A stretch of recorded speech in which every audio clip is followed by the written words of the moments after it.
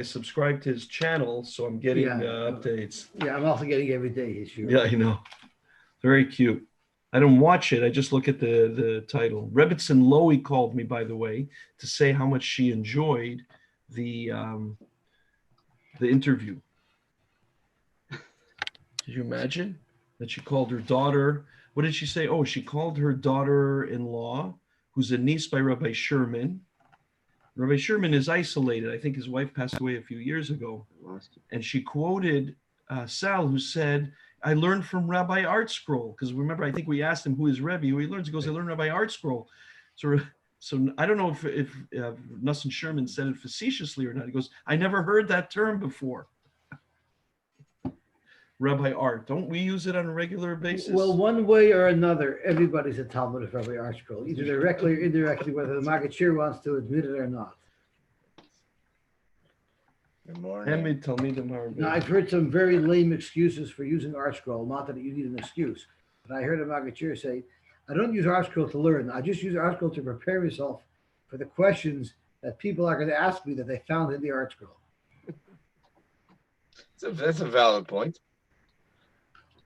Yeah. My attitude is if someone found a question in the Art Scroll, then I can ask him to help me with the answer as well. You don't have to have the answer to everything. I told Bentzi Friedman when he saw me learning Art Scroll with my kid, he was in grade 6. He goes, you're learning that to use Gemara? I said, no, I'm learning with him Art Scroll so he can learn English.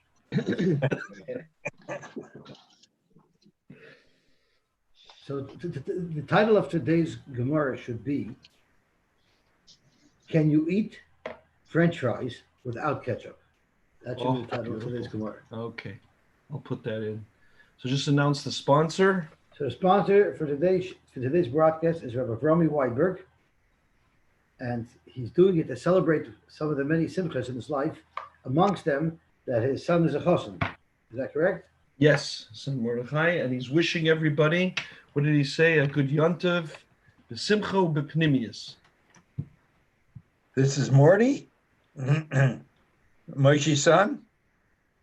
No, not Weinberg. Who's sponsoring? Friedberg. I mean, Romy Friedberg. Romy Friedberg. Oh, you quoted him. I said it right. Romy Friedberg. Terrible. Modche. His son Modche. Modche. Yeah. Good job. The Birkas Kabbalas Hatera Besimcha Ubepnimius. Yes. Oh man. So it's a Litvischer sponsorship. It's Kabbalas Hatera. Okay, so yesterday we learned the Mishnah that discusses the critical mass of liquid volume that's considered significant enough to be over the Isser Eitzah on Shabbos. So the Gemara honed in right away to the first item that the Mishnah discusses, which is how much wine you need. And the Mishnah says, Kedei Bezigas HaKois. The Mishnah doesn't really define what that is. The Brisa elaborates a little bit and says, Bezigas Kosh Yofa, and Kosh Yofa is a Koshal Bracha. But it still doesn't give us in ounces how much it has to be. So Reb Nachman said in the name of Rabbi Hua that a Koshal Bracha has to be a quarter of a revius. So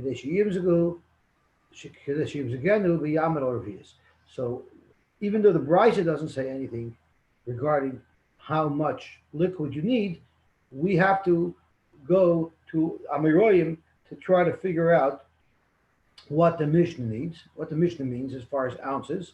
And the clue we got was from Reb Nachman Amar Rabbi Hua, who said that it's the quarter of a revius. And Rashi learns that a revius means a revius of a leg. So if we use the Askalav Yigudu thing, we know a beitza is vav lug, a lug is dalet kav. So a lot of people, when they talk about a roiva, they're talking about a full lug, which is a quarter of a kav. But Rashi says that's not what we're talking about. We're talking about a roiva of a lug, a quarter of a lug. So if a lug is 6 bayim, then a quarter of a lug is 1 bayah and a half. So that when we say revius, the full revius, Rashi learns, is a roiva lug, which is a quarter of 6 eggs, which would be 1.5 eggs. And that's what our roiva is. I'm sorry? Ounces. and I'm not sure what it is. It ranges between like 3 ounces and like 6 ounces, depending on which achron you hold, like the Chazanish or the Moshe, or I know. But I measure it based on however big my becher is. That's what my reviews is. And it's somewhere between 3 and I think 9 ounces, or 3 and 6 ounces. Okay, but that's the reason why I'm focusing on that a little bit. I'm highlighting that is Rashi's of the Yamad or Revius Halug. It has to be a Revius Halug. Rashi comes down very hard on Toyim, on people who made a mistake and thought that what our Mishnah means is a full log, which is a quarter of a kab. And that would mean that we would be drinking a lot of wine for Kiddush. So Rashi says that's a mistake. Because if we had to drink a full log, which would have to have 6 eggs worth, which would be 4 times what we use now. And that Rashi says is a mistake. Again, we don't have any makar in the Mishnayos as to what this kosher is. It's very vague. The Gemara taps into a member that Rav Nachman said, but it would be nice if we can actually find a makar in Mishnayos for the volume that we're looking for. And that's what the Gemara says over here on Ohad Aleph.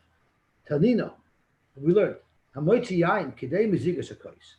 If you carry out your moitzi meshus l'shus wine kidei mezigas hakos, the Tani Allah, and there's a brisa that elaborates on this Mishnah, kidei mezigas koshafa, and the Katani Seifa, and this time the brisa itself says the Shar Kol HaMashkin B'Revius, which is our Mishnah.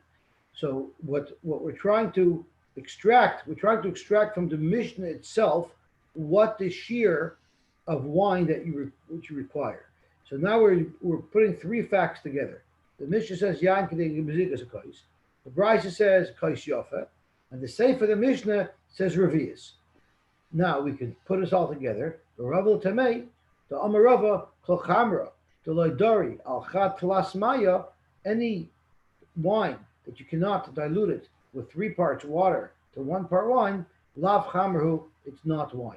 So based on Rava's assessment of wine that has to be strong enough to be able to dilute it 3 to 1, with that piece of scientific information, we can now extract from the Mishnah itself that the Mishnah must refer to a quarter of a revius, because since the Mishnah says all mashkin are revius, it probably means that wine also has to be a revius.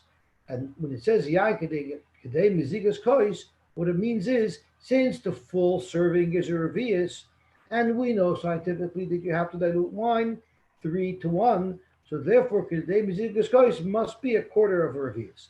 So through this approach, we didn't just have to rely on a Moira to tell us what it was. We sort of could be medayik from the Mishnah itself how much wine one needs to carry to be over the Israel itself. Zok the Gemara, Amar Abaye shtei tshuvos b'davar. I have 2 answers or two assaults on your raya for the Mishnah. I'm going to undo your raya for the Mishnah in 2 different ways. Chada, number 1, is that nan va'mozuk shnei chelkei mayim ve'echad yayin minayayin eshivuni. We had a brisa in Nida that talks about Maris Dam, and one of the Maris Dam is it looks like wine. What type of wine? Wine that's diluted 2 parts wine to 1 part water, using the wine from Shiroi.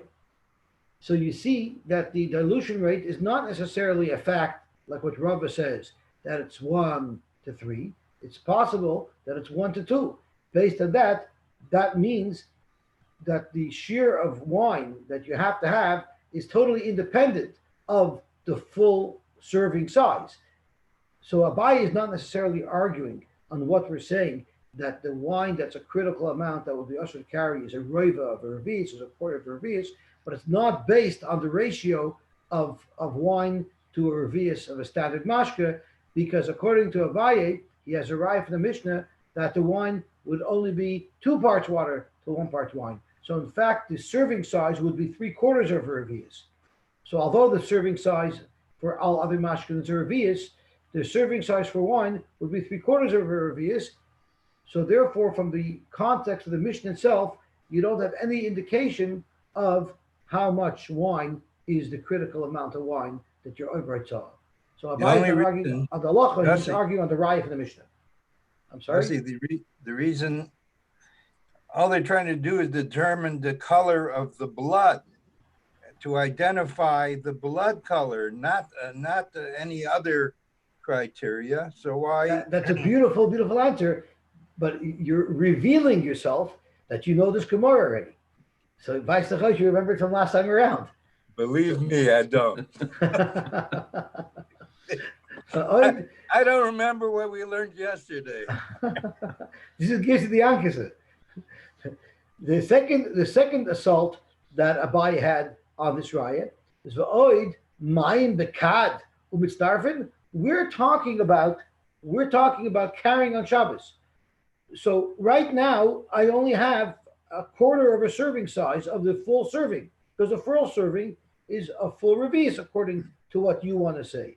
So is it possible that 3/4 of the serving is still in the water jug because I have not yet diluted this wine, yet the quarter of a revius of wine itself, you're going to be mechayev a guy for itself?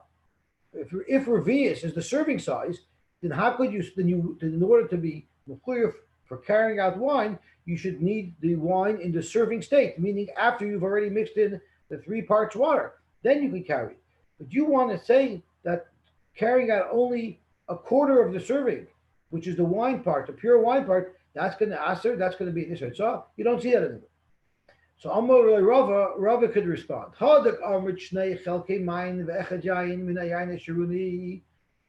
That's yain. So first of all, you could say yain hasharuni l'chud rafi. There, speaking about yain hasharuni, which is weaker wine, and since it's weaker wine, you cannot dilute it too much because then it'll lose its taste of wine. So from the Mishnah or from the Rice and Nida, you don't have any raya that normal wine you dilute 2-1, because yain hasharuni you might dilute 2-1, but regular wine you would dilute 3-1. Inami, like David said, hacha b'shem chazusa. There we're not looking about what makes it wine, how do you serve wine for drinking purposes. We're just trying to say how much you'd have to dilute wine, yain hasharuni, to get that shade of red, which is the shade of red that the Mishnah is talking about. But it has nothing to do with preparing food. Avo, lataima, but when you talk about preparing food, and it's a question of what's the way to serve the wine, boy yitzvei, it would have to be a 3-1 dilution. That answers up your first kasha. And your second kasha, udika amrit mayim bekad umistarfinin Shabbos, for that it's not a kasha. Midi dechoshavinin. It's not volume that we're looking for. We're looking for chashivas. Anything that's significant would be mechuyev and Naitzah b'Shabbos. If I had a small piece of gold, even though it's much smaller than a revius in volume, surely it would be chayiv if you carried it out. So all we're trying to say is wine is something that's a lot more choshev than just any other mashke, and therefore a smaller shear of it, even a quarter of the shear, if a normal mashke needs a revius, even 25% of that of pure wine, it's very choshev. That's something that you'd be mechuyev for hitzah. So it was l'nin Shabbos we need the choshev, the hanami hachoshev, and a quarter of a revius of wine is very choshev. It's significant, and therefore there'd be a chiyuv. Okay, now we can go back to Tana. Yovesh pikazayis. If the wine was dried out, then so we would call it concentrate powder. Then it would only you need a kazayis of that. Divir Rab Nosson. That's what Rab Nosson says. Let me just take a quick look. Yovesh of Rashi is yain karish. Yain karish, because Zayis, very important Rashi, the Mikara Havabei Revius. If the wine dries out and now you have a kazayis of powdered wine, then that means that it must have started with a revius. It must have started with a revius. Because if you take a revius wine and you dehydrate it, you get rid of its moisture, then it's going to harden into a clump that's a kazayis. The mikar have a revius uvakarish revius shlema veinan the lav bar mezika. So now Rashi asks the kasha. We're saying that dried wine you did a kazayis, and the reason why you did a kazayis is because when the dry wine when the dry wine was liquid, it took up more mass and it took up revius. So Frank Rashi Akasha, we know that pure wine only has to be 25% of a revius. So if I have wine that was dried out, why do I need a full kazayas, which came from a revius? Why isn't a quarter of a kazayas enough? The same way, you only need 25% of pure wine for the revius. So if I take that pure wine and I dilute it and I dehydrate it and I make it into a powder, why should I need the full measure? It should be enough. It should be enough to take a quarter of that, similar to the quarter of the revius of liquid wine. So with that, Rashi says, probably talking about diluted wine. No, it's actually talking about real wine. It's talking about real concentrate. It's talking about the concentrated one before it's diluted. So Rashi says, we know concentrated wine before it's diluted, you only need a quarter of a revius. The Gemara says, if I had a full revius of undiluted wine and it dehydrates, it becomes a hard clump of a kazayas. So really, I should only need a quarter of that kazayas. So with that, Rashi says, with a korish, when it's dried out, revius shlema v'ino de la bar meziga. I guess once the wine is hardened, you can no longer dilute it and bring it to its full potential as a 4-to-1, as 3-to-1. So because of that, you'd have to have the full shear. You need the full kazayas if it's dried out wine. I guess in those that they didn't figure out how to deconcentrate things. What's the relationship in size from kazayas to revius? Do we know that?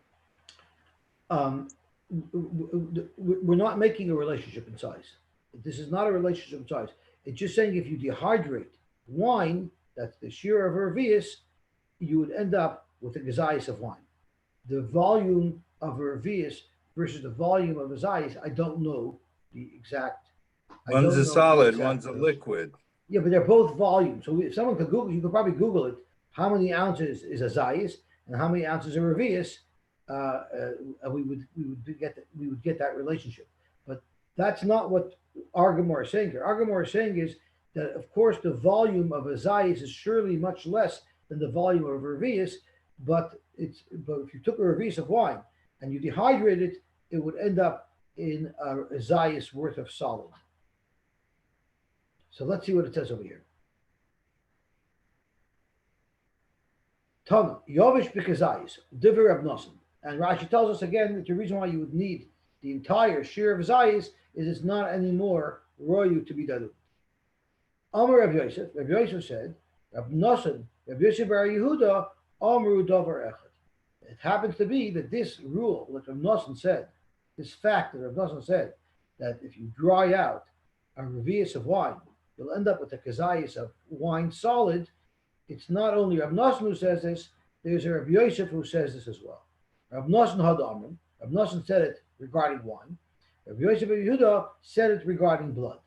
The Tanya Rab Yehuda Eimer, Shisha Dvarim Mikule Beishamai Mechim Beisil. There are 6 items where Beishamai is Mekel and Beisil is Machmer. And Rashi says there's really a lot more. But what happened was all the different Tanoim got together in the Besmedrash and they decided that they wanted to compile a list of the places where Beis Shammai is Mekel over Beis Hillel who's Machmer. And Rabbi Yehuda offered up 6 examples. And one of his examples was Dam Nevela. The blood of a Nevela, there's a shaila if it has Tumas Nevela or not. So Beis Shammai Metarim. Beis Shammai holds it does not have Tumas Nevela. And Rashi says, even though it doesn't have Tumas Nevela to make a person Tomei, it still has some Tumah. So Rashi's Shammai Metarim the Einik Basar Latame Benevela Bekazayis Veloy Teres Mashke Latumakala. So Rashi will lean here the Haide Beshammai Metarim Tumas Nevelas L'chuda Kamar Shalo Yitame Odom. A Nevela is an Av, and it can be Mitama an Odom and make an Odom into a Rishon. Al Tumakala Yeshboy, it still could be Mitama Oichel and Mashkin and even Kayla maybe can be Mitama, just cannot be Mitama a person. So Basil says that the dam from a Nevela does not have all the Tumas Nevela. Basil Mitama and Basil all the Tommy.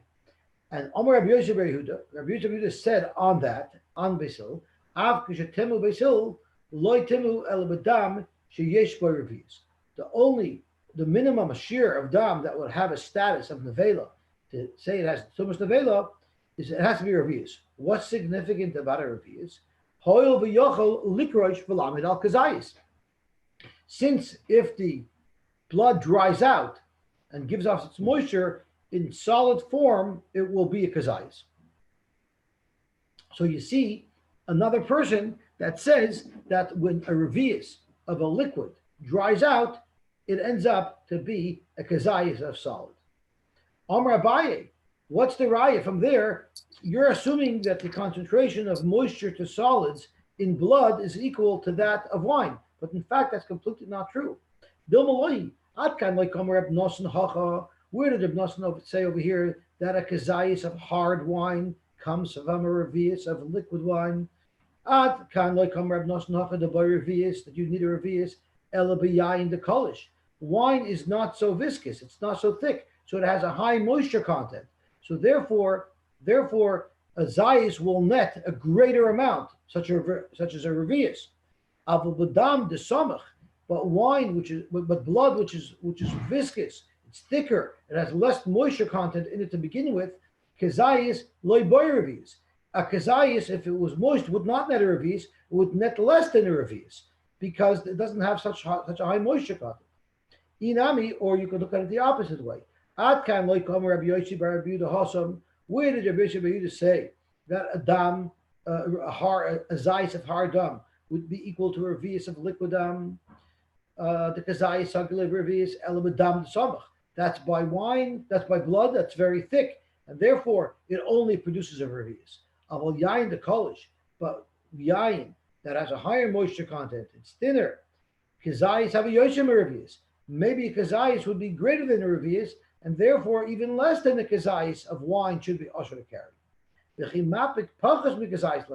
And therefore, even if you walk out with less than kazayis, you should be high.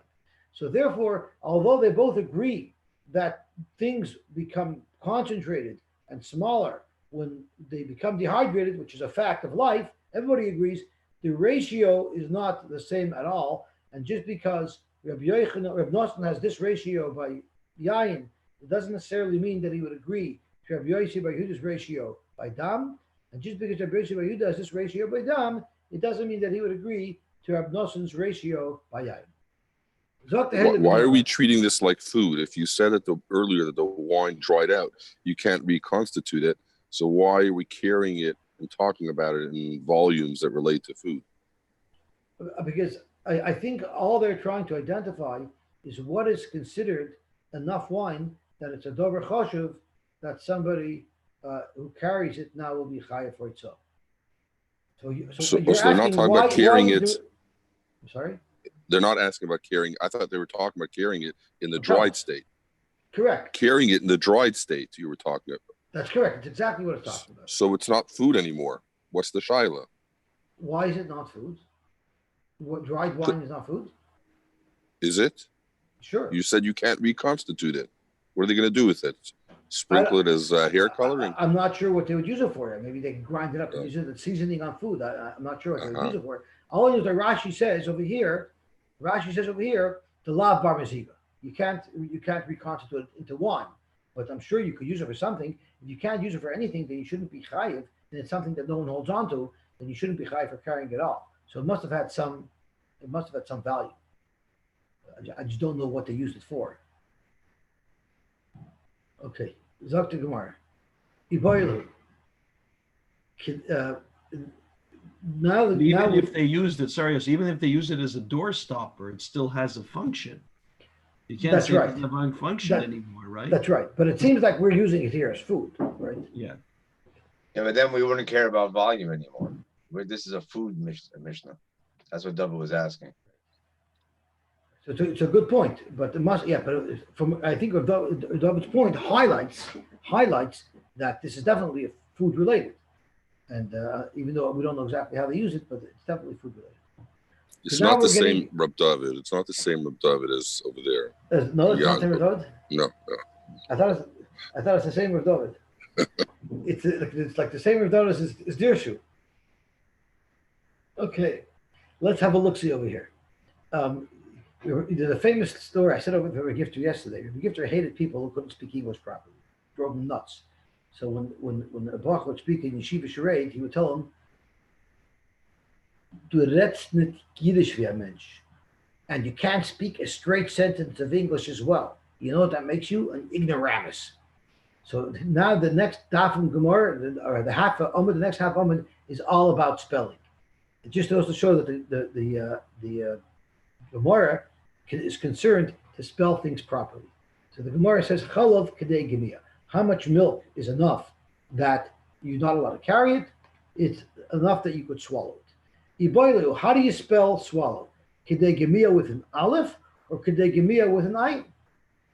Omer Rab Nachman bar Yitzchak. Rab Nachman bar Yitzchak said, "Hagmi'eni no ma'at mayim mikadech." This is where Eliezer told Rivka to let him swallow some water, and you see it was spelled with an aleph.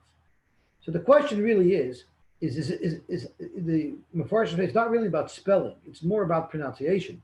And we know that ayin and aleph are pronounced differently. We say yankel. Why is it yankel? Because the ayin has a nun at the end of it, so it's yankiv. So the aleph and the ayin would be a little bit different, but it's all about the pronunciation. And Rabbi Elevin quoted the fascinating tshuva.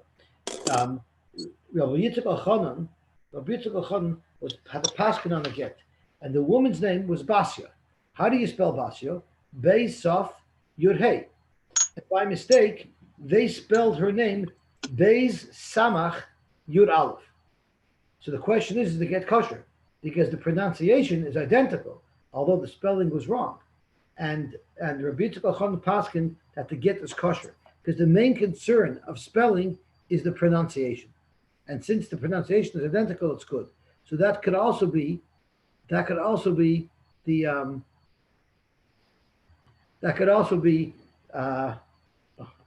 sorry, I got confused. Notes, Yosi. Don't read the notes. Don't read the notes. I couldn't control myself. I'm sorry.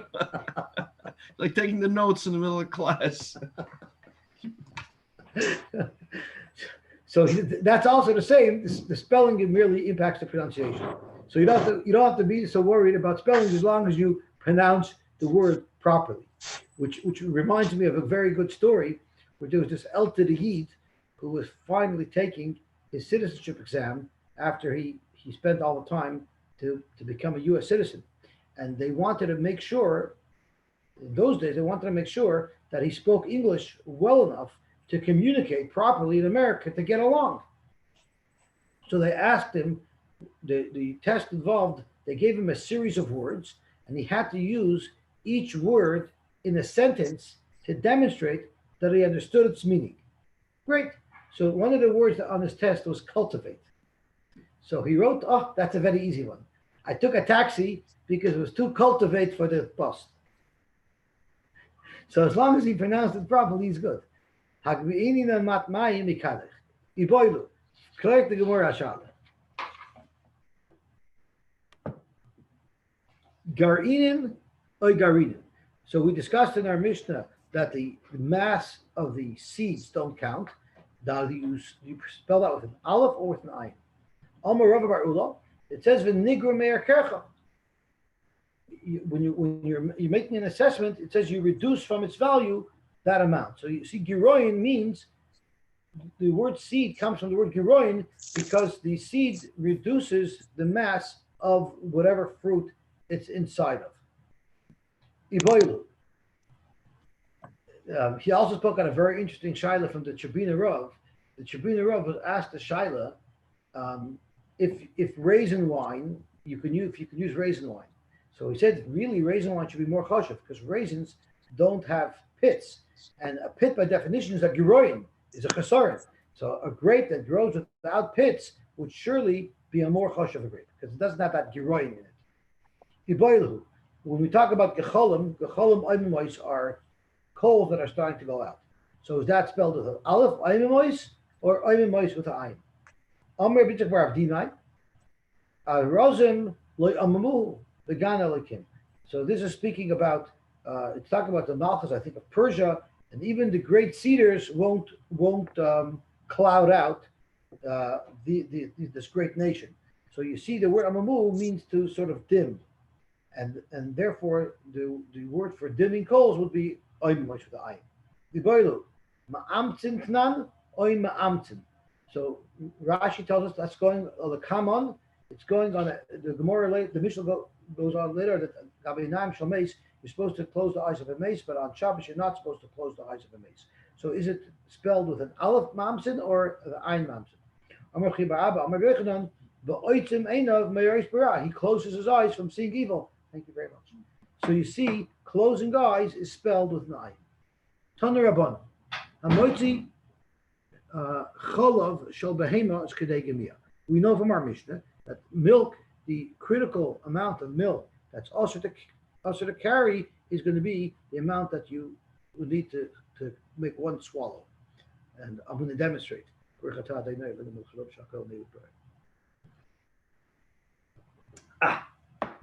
drinking milk? There's some milk in there. Zakt Gemara, Cholov Shel Isha. What about a woman's milk, or loivin shel beya, or the white of an egg? That kedei litain the mashifa shel kilar. We discussed earlier that kilar is a powder that you would mix with water to make a paste out of, and that paste was put on some type of wound as a dressing. So in fact, more often than not, rather than use plain water, they actually used mother's milk, or they used the white of an egg to mix the paste to make this ointment. So the amount that you would use for this ointment, that's the amount that's considered a critical mass that's usher to carry. So what about kilar? What about the powder portion? I was just carrying up the powder. How much of that powder do I have to carry that it should be usher? The amount that you would use in the recipe. So basically, if it was an ounce of water to an ounce of powder, so an ounce of each is what is the amount that you wouldn't be allowed to carry. Lawyer Avashi, kedei shifa or kedei achiza v'shifa. Now, I think it talks about putting it on the eye. You're putting this ointment on the eye. So how do you put the ointment on the eye? You stick your finger into it, and then you put it on your eye. Well, it's inevitable that there's going to be some left on your finger, which means when you load up your finger, you have to have enough that you could spread it on your eye. And even though there's something left on your finger, your eye still got the adequate dose. So that's what the Gemara Shailus. How much kilar is the kilar that's enough to create an isser to carry? Does it have to be just the amount that would go on the eye, or do you also have to cover for the amount of waste that gets stuck on your finger? And to me, that sounds like it's a tiny little amount, which would be the difference, but the Gemara obliges to take it. Then the Mishnah says, how much honey is enough that it's usher to carry out? Kidelitin ala kotis. Kotis, Rashi told us, was animals would have places where their skin got rubbed out, where their loads were placed, so they would get a little irritated, so they would smear it there. That was, I think, one pshat Rashi. I think the other pshat Rashi there was it's an actual sore. So the Gemara wants to know, Tana, kidelitin al pikotis? No, the Rashi says a fact. Kidelitin al pikotis. To put it on the mouth of the area that's irritated. Boyer Bash, what does that mean? Al kotis apuma de kula kotis doesn't mean on the face of the kotis, meaning the entire irritated area should be covered. Oidilma amur shekama de kotis. Maybe it just means at the tip of the inflamed area. I'm visualizing something like an acne pimple, like a zitz, where even though it's a big red pimple, the pus is only in the center. So do you need enough to cover the whole area with honey, or just enough to cover the tip of honey? But oidem amursha kama the katis lafuke herdina deloy. But if you just put a little bit, it wouldn't be enough. So let's see Rashi. Apuma de chula katis the whole makar kriyapeh, or just morsha kama, or just the elyon shel katis, or just the top, which means if you lafuke the bach had hordina deloy, but if you needed the cover the whole katis, you just put a little bit on, it would not cover you. Kamash, so that's the shaila. You need enough honey to cover the whole thing, or just to cover the tip. Let me just see what the hordina. I don't have touch of the hordina, so let me see what he says. To exclude the area all around the tip, which is not included, right? So do you have to do the whole thing, or just the tip itself would be enough honey to create that issue. Everything that HaKadosh Baruch Hu created in the world, not one thing was created in vain. So the Shlah asks, what do you mean? The Gemara, you need the Gemara to tell you that nothing was created in vain? Of course, everything was created for a reason. Zok the Shlah, and the animal lovers are going to love this, is that what the Gemara is trying to tell us, since everything that was created has a very important purpose, you're not allowed to just destroy nature. You're not allowed to just go and yank out grass or pull out a flower just for the fun of it. If you need it, of course, you can use nature for your benefit, but you're not allowed to waste nature. You're not allowed to go and see an ant on the floor and stomp on it just to kill an ant. If the ant is causing you problems, Agudah, you're allowed to call an exterminator, but you're not allowed to just damage nature just like that. What about weeds? Hashem created for a reason. I'm sorry? What about pulling out weeds? That's all. That's for a reason. The shlos is even for experimental purposes. You're allowed to hurt animals for experimental purposes, but just for fun. I'll tell you, Yosi Zalman. Now, I just want to add before you say that, Chaimsi, this halacha, in my opinion, excludes raccoons and skunks. Okay, now you can go ahead. I once asked Rabbi Lowy because I asked the Rav. I was taking out raccoons, and I took out baby raccoons, and the whole block got together. It was like a cul-de-sac in Thornhill, and they all were upset that I was taking out the raccoons, and I wasn't calling a wildlife person to take care of the baby raccoons. So I asked the Rav, how should I handle this with my own moral code? So he said, outside the house, you don't touch these critters. But if the animals come inside a person's house, then there's no issue of tsar b'lachayim. We're worried then about tsar b'nei odom. That's how he put it. Now, a green bin is considered inside your house or outside your house? I took the babies and I put them in the green bin. Park. No, they were still alive. Ground law for raccoons. You put them on your roof. So does this exclude, therefore, fishing or hunting? You're not allowed to fish for sport, but you're allowed to fish if you want to eat it.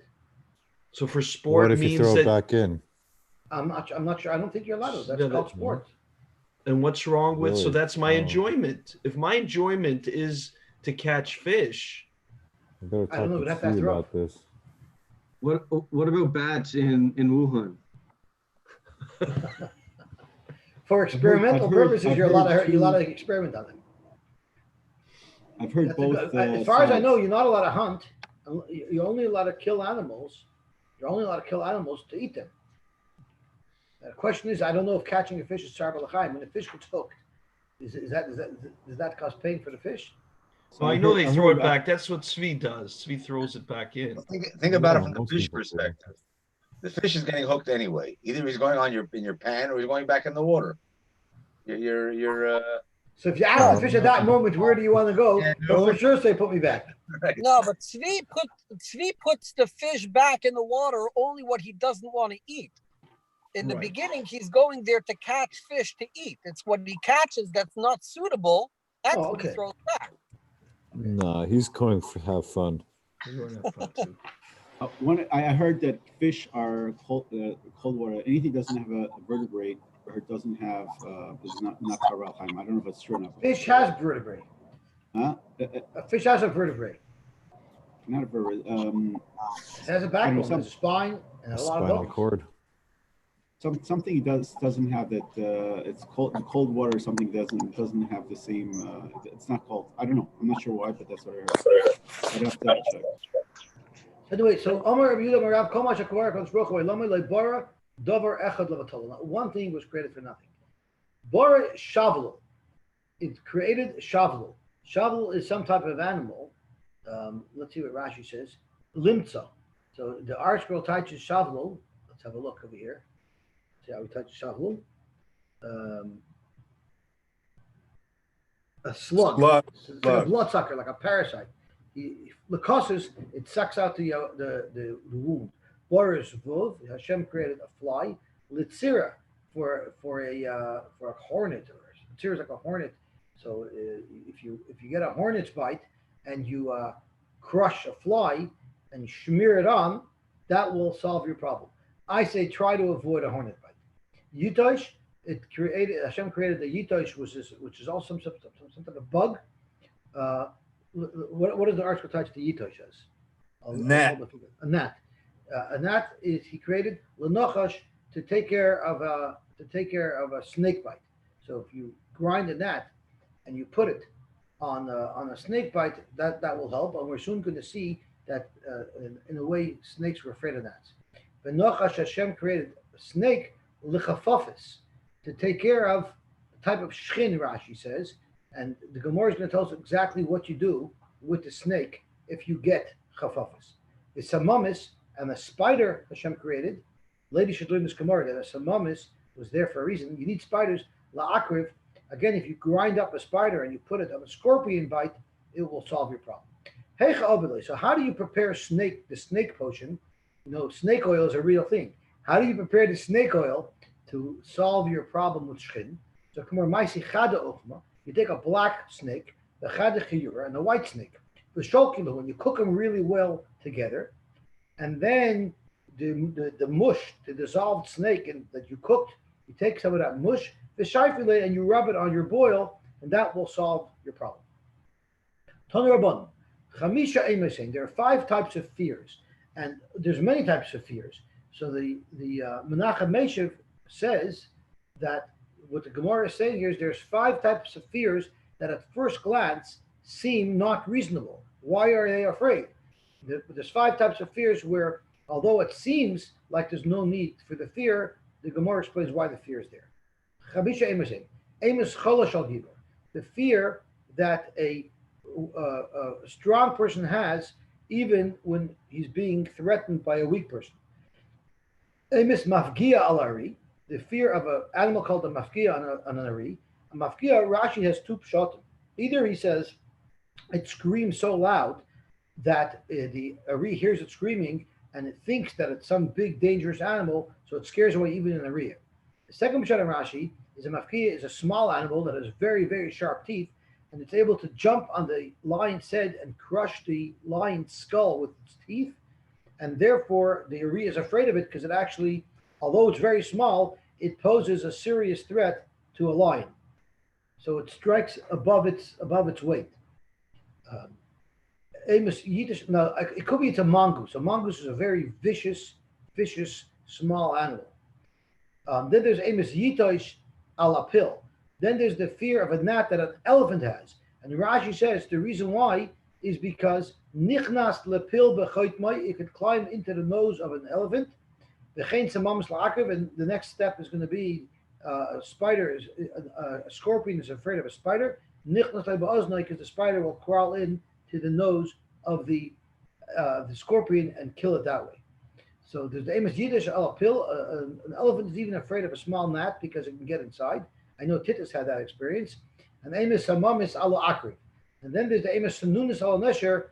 A Sanunis is a sparrow, I think. It's a small bird. And the eagle, which is so much bigger than it, is afraid of it. Rashi says because it climbs underneath the wing of the eagle and it doesn't allow the eagle to spread its wings. So this little bird is able to immobilize the eagle.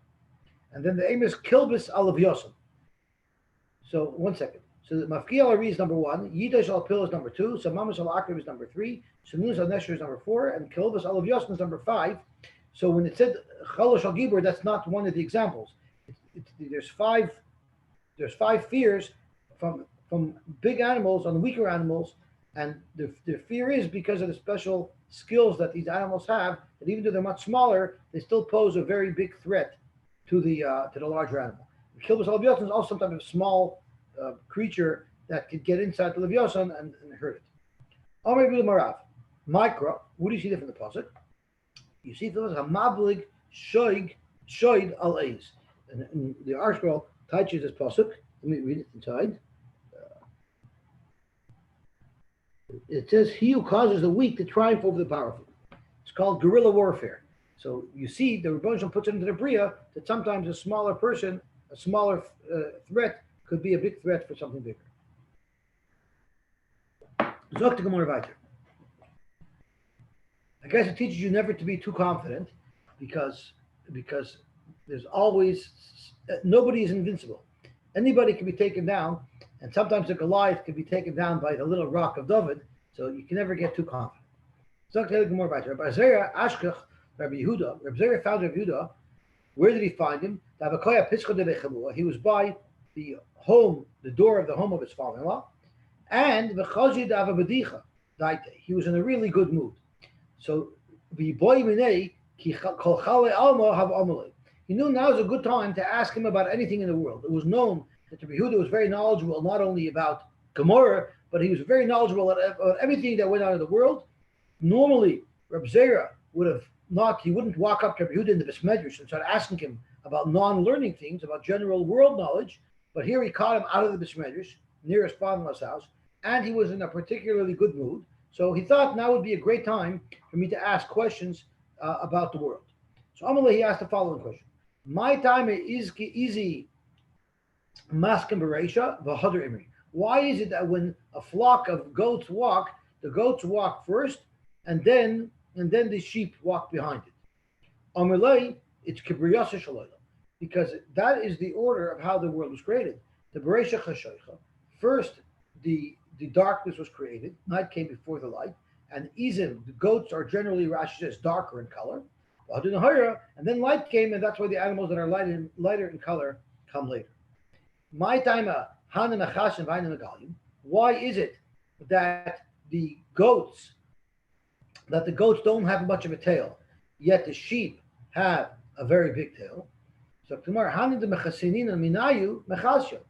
the sheep, who we cover ourselves with the wool, the wool that we get from them, so they cover us, so therefore they're covered.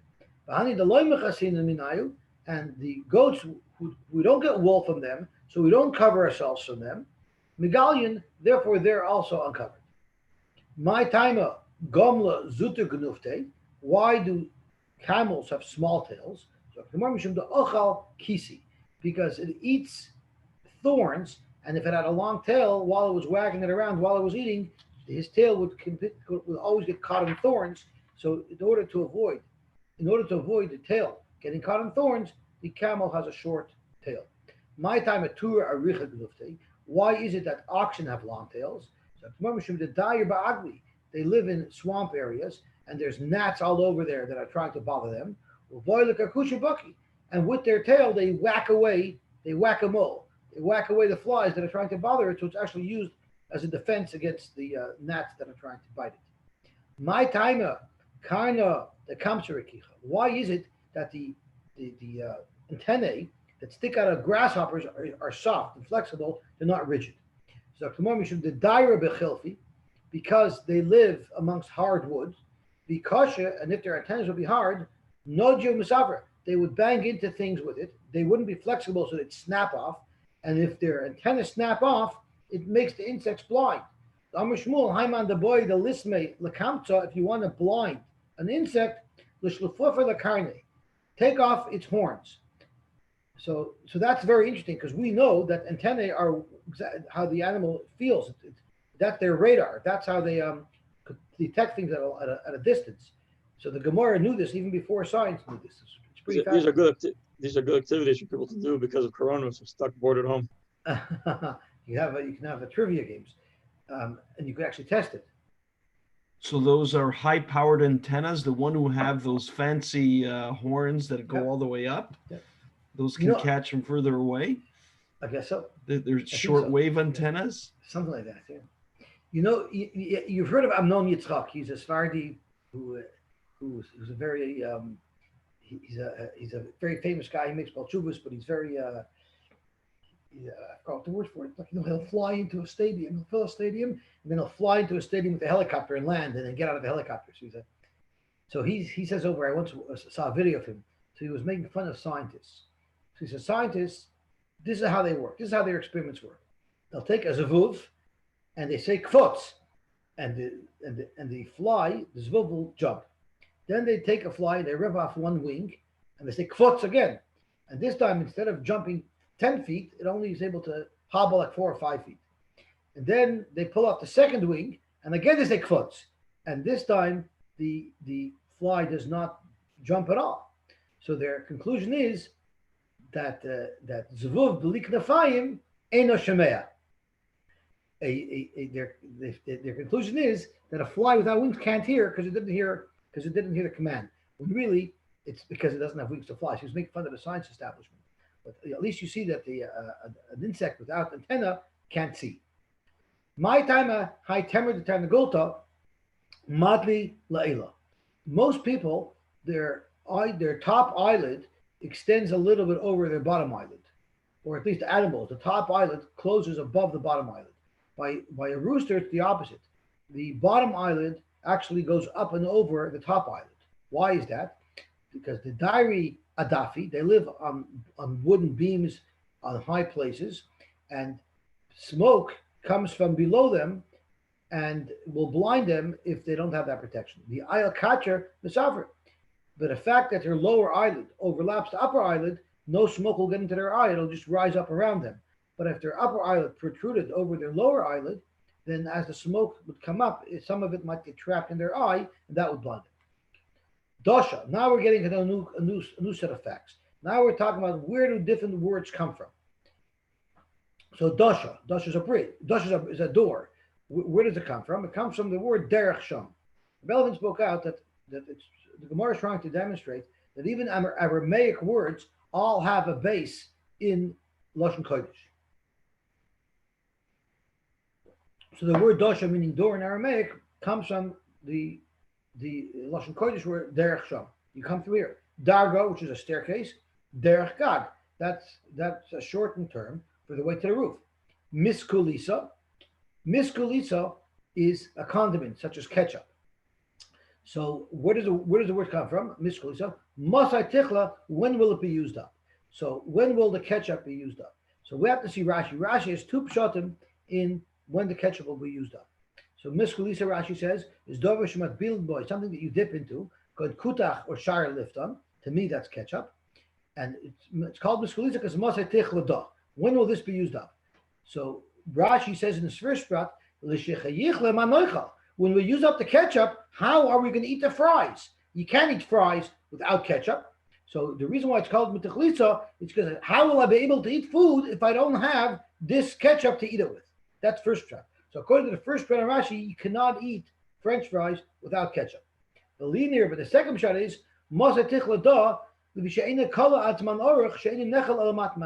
it's not the main food. It's just something you dip in.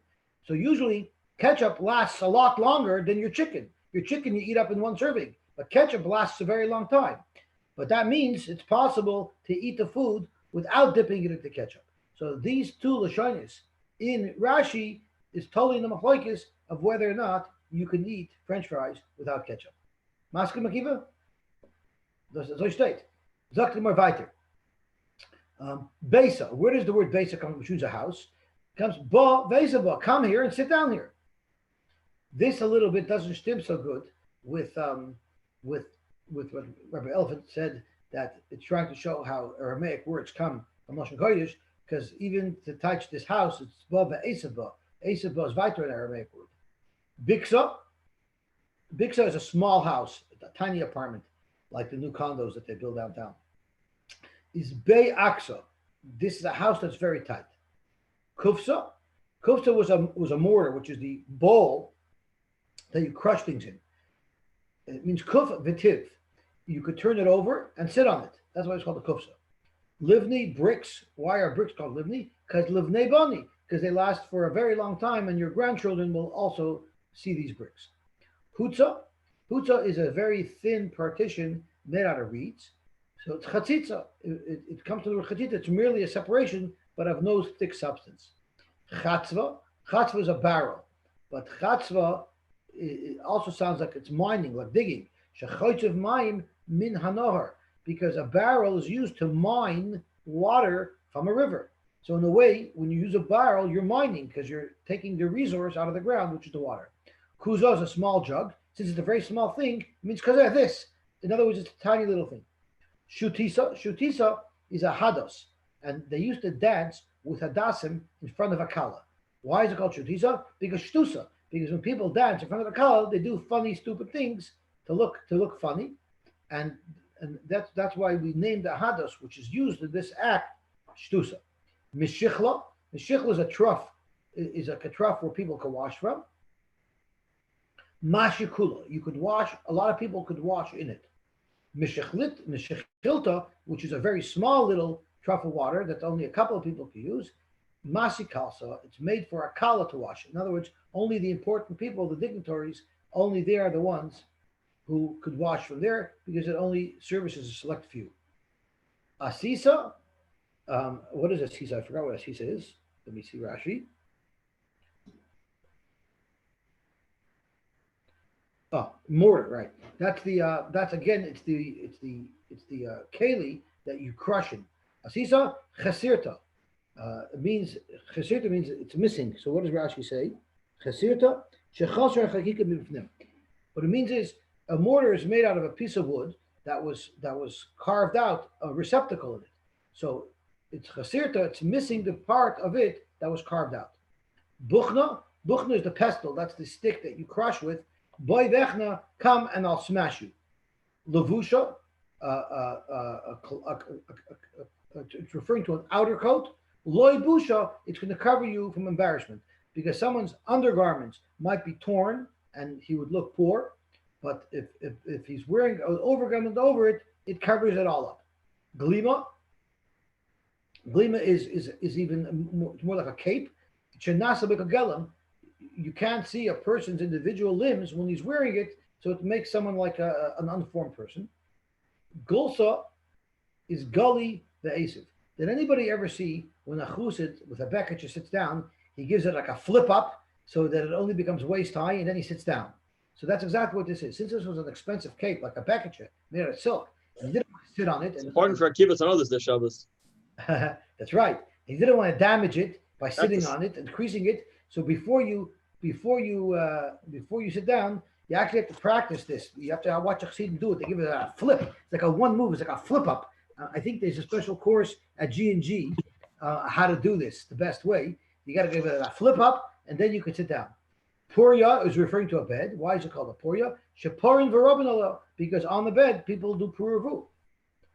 Bor zikna is a dried out well. Zinka, sorry, bor zinka. It's a dried out well. Bor zeh noki. This bor is noki. It's clean of water, meaning there's no water left. Sudra is referring to like a headscarf that tzaddikim would wear. It's going on the pasuk of Soid Hashem Lireav. A padna is a mansion that a dignitary would sit in, and the dignitary would often get visited by people asking shilas or people making requests. So therefore, it stands for Apizcha Dain. This is the door that everybody comes to because there's an important person in there. Tanarban, Shlosha, 3 things. Kol Zman, Shemazkinin, as they get older, Maisif Gvur, they actually become stronger. The Elohein, and what are they? Dag, the Nachash, v'chazer, a fish, a snake, and a chazer. Someone spoke out, I like this, pshat, but I'll hear you comment on it. It teaches you what's unique about a dag, nachash, and chazer. Neither of them eat well. A fish is in the water, it doesn't have much substance. A nachash eats earth, and the chazer also eats garbage. Yet, as they get older, they get stronger. So don't let anybody tell you that you have to be a crazy health nut, because otherwise you're not going to be healthy. Because from the dag, the nachash, and the chazer, you see that you can eat all the junk food you want, and you could still be strong and healthy when you're older. So that might be controversial, but that's what Rabbi Elford spoke out. I think I already said over the story about this old couple that died. I tell you about the old couple that died. There was an old couple that died, and they were both very old. They died at the same time, and they always were very makar on their health. They were very health conscious. And when they die, they're greeted in Gan Eden by a malach, and the malach says, "Come, let me take your luggage." And the gvirs, this old man says, "No, you don't take my luggage. I can't afford to pay for porters. I'll carry my own luggage." So he said, "Sir, you're in heaven. You don't pay for anything over here. Now you're getting the payback for all the years that you lived and that you lived so wonderfully." So he said, "Okay." So the porter takes him, and then they go to instead of going to a regular cab, they get a big limo. So the guy said, No, I never travel limo. It's way too expensive for me. A regular taxi is plenty for me. He said, "Sir, you don't understand. There's no charge for anything. Your life and the avodah you did your whole life and the chesed you did your whole life, it's paid for. This is all yours. Don't worry about it." So they get into the limo and say, let me take you to your new abode now that you moved up to Gan Eden. He takes them on a long trip to a beautiful, beautiful mansion. It's like a 10-minute drive just from the gate to the property, to the mansion, this sprawling mansion. It's just, this is your house. This is your new place. I said, are you crazy? I'll just take a condo. I can't live in this. This is way too expensive. How am I going to pay the mortgage every month? So they said, no, so you don't understand. There's no mortgage. This is all yours. It's fully paid. He said, but utility bills, everything, nothing to worry about. Everything is covered. So he goes and said, let me show you around. So he shows him around this beautiful mansion. Every window in the back is floor to ceiling, and you look out to a sprawling golf course. Akiva, you're in heaven already. A sprawling golf course, and then beyond the golf course is the ocean with a big, beautiful yacht, which takes care of me, and this is your life. He says, it's just crazy. I can't afford all this. Sir, how many times do we have to tell you you're in heaven? Everything's included. Listen, you guys are very tired. You traveled a long day today. Go to sleep. We'll see you in the morning. So the couple goes to sleep.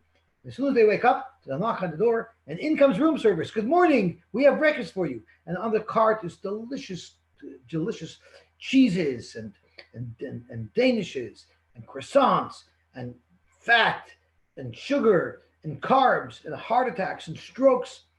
So the guy says, this is so nice of you to bring this for us, but we're very health conscious. Maybe you just could you get me a bran muffin? We don't eat all this fatty stuff. Just get me a bran muffin. I said, sir, I don't understand. We're explaining to you. You're in heaven here. There's no heart attacks. There's no strokes. There's no charges. Everything is free. Everything is good. I said, are you serious? He said, yeah, we're serious. There's no danger. Everything's wonderful here. So he turns to his wife and says, you machshai for what you are. If you wouldn't have tortured me all those years with bran muffins, we could have been here 20 years ago. So that's what you see from the Nachash, the Dag and the Chazer. Don't eat so healthy. You'll live long, you'll become strong anyway. Zog to Gemara weiter. Shemen kedei losuch ever cotton. How much oil? Yosi Zalman, that was a big investment for a small return. I'm sorry. I think it was a great line, Chaim Tzvi. I'm sorry. Chaim Tzvi, you don't appreciate it as much. I could use that many places. No, Chaim Tzvi, you don't appreciate it because you're skinny. You never have to torture yourself on the diet. If you live like me, always worried about the diet. It's a big payback. This one was a good one. Thank you. Okay. I'm glad everybody. Listen, my share had a heart surgery a few years ago, and my mother-in-law had him on a diet before the surgery for 10 years before his surgery. So it was 10 years before. Yeah, it was enough stress to give him the heart attack. Anyways, so what happened was after the surgery, the cardiologist came in and said, Mr. Weiss, you have to start eating now like some liver and some schmaltzy food just to build up some. I don't know what exactly he told him to do, but he told him that it's everything against what my mother told him to do. So it was like so foreign to him. For like a week, he had to eat like this. He much couldn't handle himself. He couldn't handle himself eating it, or he couldn't handle himself stopping after the week. And my mother could ask the cardiologist, "Are you sure? Are you sure?" And he was like fed up with her, and he wanted to get rid of her. So it's very funny. I was there. I stayed with him on the Shabbos. Yeah. How much shemen is enough to smear a small aver? Amr Dver Bianai. Shemen kedei losach aver cotton shel cotton ben yoimai. So to smear a small, and Rashi is like the tip of your finger. It's enough. You need enough oil to smear the tip of the finger of a newborn infant. So that tiny drop of oil is already enough that it would be usher to carry out. Meisvei fragt the Gemara. Shemen kedei losach aver cotton. Ve cotton ben yoimai. So it seems to be saying two different things. My love, what's Pashup shot in the Brisa?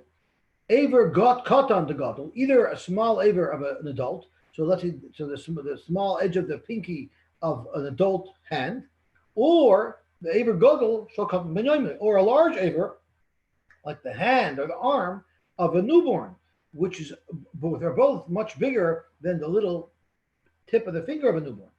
Amar lach devei Rabbi Yanai loy hachi kamar. This is how you're supposed to read the Brisa. Shemen kedei lasuch aver katan shel katan ben yoimai. And it's one shear, and it's saying the small aver of a small child. Let's say that this is a machlokes tonight.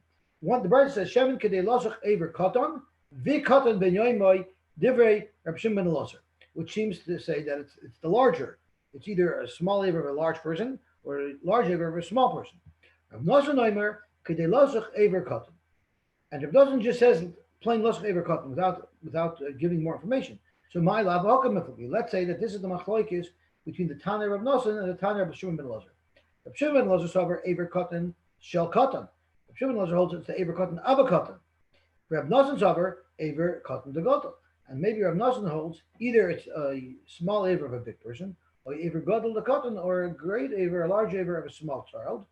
Aval Aver Katan Shel Katan. Then Yoimai, but such a small Aver like the pinky of a newborn, loy, he would hold that would not be a shear that's significant to create an Israel. So, but the loy, the chulama Aver Katan, the Katan ben Yoimai. Loy. Everybody holds that a small little Aver, the pinky of a newborn, would not be enough to create an Isser of carrying. The lesser Rabbi Yanai, and nobody agrees with Rabbi Yanai. None of these to agree with Rabbi Yanai that it's that little shear, that's chomer, that little shear is going to be also to carry. But the machlokes is v'achal b'hakam it'll Rab Shimon ben Elazar sover Aver Katan the Gadol, the Aver Gadol the Katan ben Yoimai Kiadadinu, because Rab Shimon ben Elazar actually spoke out both. He said either Aver Katan the Gadol or Aver Gadol the Katan. So since he says A or B, it must be that A or B are the same size. Rab Noson sover Aver Katan the Gadol in dafke a small Aver of an adult person. But Aver Gadol the Katan ben Yoimai, but a large Aver of a small child loy. In other words, they're arguing about if those are the same size. I'm not sure exactly how you can have an argument of Mitzias, but they're arguing: do you say that the small Aver of an adult is the same size as a large Aver as a Katan, or do you say they're different sizes? But the machlokes has nothing to do with Rabbi Yanai. Anyway, my Havila. Are they arguing about like the average? Because I'm sure you can find the extreme of one could equal the extreme of the other. Right? You can find the midget. It's a question of average. Okay. My Havila. What's halacha? How much oil do you have to carry to create Isser? Tashma the Tanya of Shimon ben Elazar Eimer very explicitly Shemen kedei losuch Aver Katan shel Katan ben Yoimai. So we have a Tana who says the same thing that Rabbi Yanai said, and in fact, enough oil to smear a tiny little pinky of a tiny little baby, that's enough oil, that's choshev, and if you carry that out, it will be Israel. All right, KETCHUP for both sides. So the afternoon at 4:00, we're having a, it sounds like Shabbos? Yes. And what time are we going to learn much of Shabbos? 10:30 again? 10:30. Who's Tati's phone? It's a stranger in Lakewood. Oh, Shalom Aleichem. Not a stranger. Agudah, we enjoy having you. Thank you very much. Thank you very much. And especially somebody who told me that I made a good joke. You automatically get promoted to the executive club. You know what? I'll tell you something else. I'm planning to, when I retire, I come to you. I will not serve you bread muffins. I'm telling you right now. I'm going to serve you smetana, in Eierschmaltz, in Gitte Delkelach, in Case Delkelach, in Chocolate Delkelach. I love that. You know, it's funny because most people from Toronto retire and move to Lakewood. Yeah, but they don't give this in Lakewood. They give out Yosi Zalman, tell me if you enjoy this. Remember the goats that were walking in front of the sheep? Yeah. So there was a fellow that saw an Arab sheik walking in